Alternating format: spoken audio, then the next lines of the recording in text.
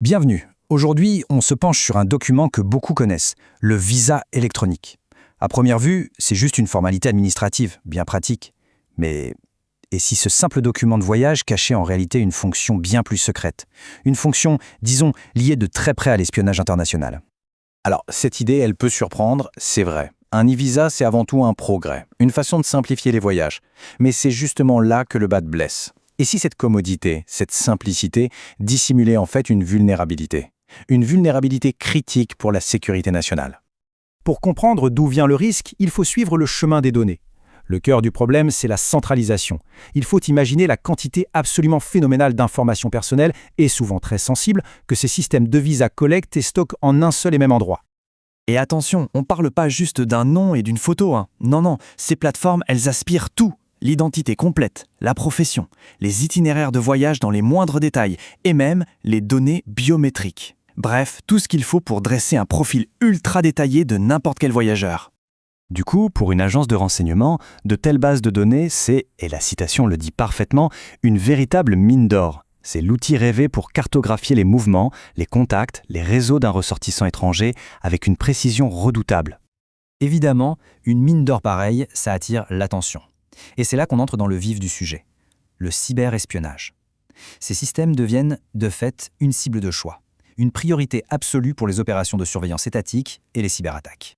Et le mode opératoire est d'une efficacité glaçante. Première étape, on infiltre le système. Deuxième étape, on exfiltre des millions de dossiers sensibles.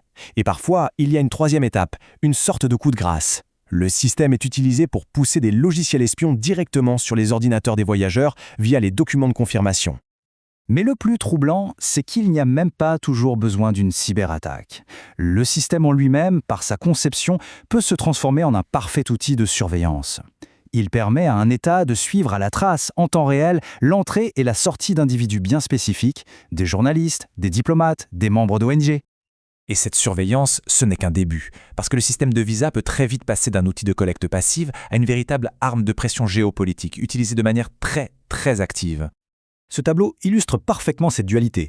D'un côté, l'usage officiel, faciliter les voyages.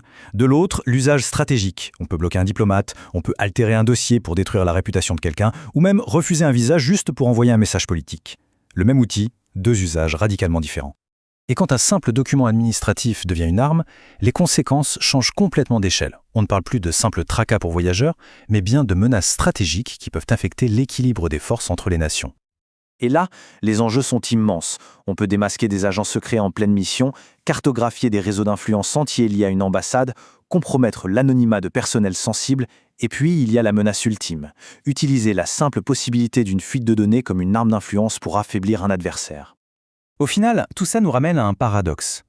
La commodité de l'e-visa, si appréciable soit-elle, crée en fait un équilibre extrêmement fragile entre, d'un côté, la facilitation des voyages, et de l'autre, l'ouverture de failles de sécurité majeures. Ce qui nous laisse sur une question de fond, une question qui va bien au-delà des visas. Dans ce monde hyper connecté, quel est finalement le véritable prix à payer pour toujours plus de commodité ?